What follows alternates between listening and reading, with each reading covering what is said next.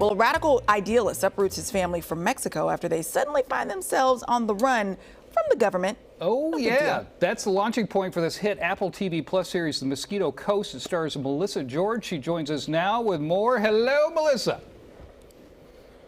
Hi, how's it going? Doing great. Let me tell you, I am all in. If I was playing in poker right now, I'd be pushing all my chips. This show is amazing. It's like a movie. It's amazing how well it was shot. Thank you very much, but thanks to our cinematographer and our amazing crew in Mexico that just every day they work tirelessly just to deliver, those beautiful moments. It's got very, very lucky, very lucky. Now, I do have one qualm to pick with you about this. On my computer here, I have a picture. Early in the show, you guys start off in Stockton, right? Stockton, California. Did you guys shoot in Stockton? Yeah. No, we didn't. We shot outside of Los Angeles. Oh, okay.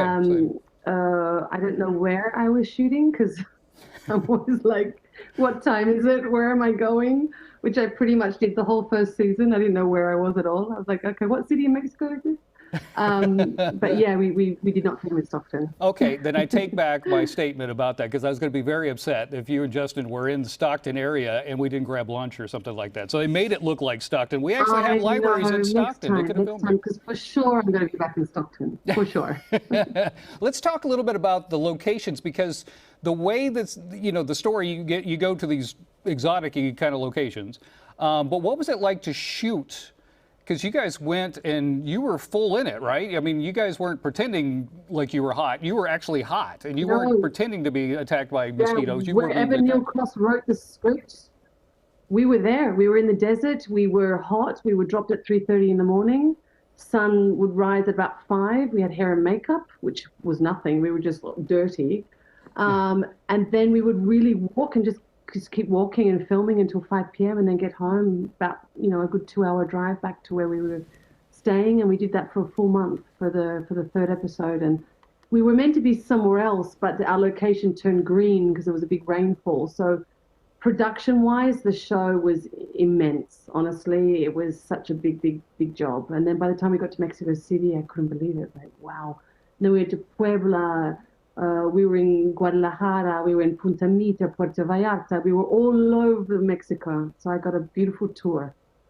I struggle with one thing about the show. As a parent, you both are very good parents. Like on the surface, you're teaching your kids all these things and everything. But then again, you're putting the kids in danger by moving them around like this. So I kind of struggle. Do you think that they're good parents? Are they trying to be good parents?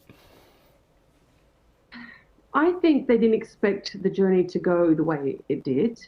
I think by hiding, they were in hiding for 9 years with 6 identities. That's just between Ali and Margot. That's not, the kids don't know that. They felt that was the safest option. But, when you start the first episode, they already get caught and they have to escape. And you slowly watch Margot's ability to get their family out of trouble and all her skills. Now, where did she learn those skills?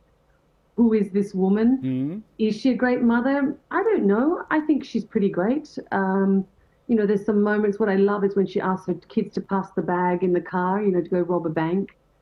It's not really something that a mother would ask their child, with such a gentle voice and such a loving way. And that was the joy about playing Margot. And it was just to be so maternal, but in her mind, I think she's brainwashed. We were talking about that. I think she goes from being so tragically sad because she misses her family. And I think there are moments when she calls her parents where she misses them and then is brainwashed by Ali's crazy ideas about getting a barge and sailing to the Mosquito Coast to drink tequila and eat fish. And she just smiles and all of a sudden she's in a trance and Ali up, she's off. So there's discussions about why she's under the thumb and the spell of Ali.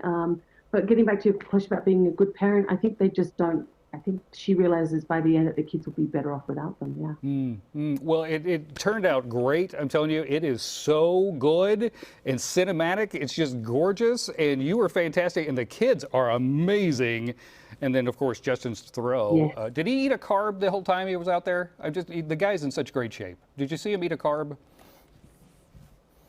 Oh, my God, the guy is in such great shape. But he's been like this his whole life. We worked together on Mulholland Drive 20 years ago.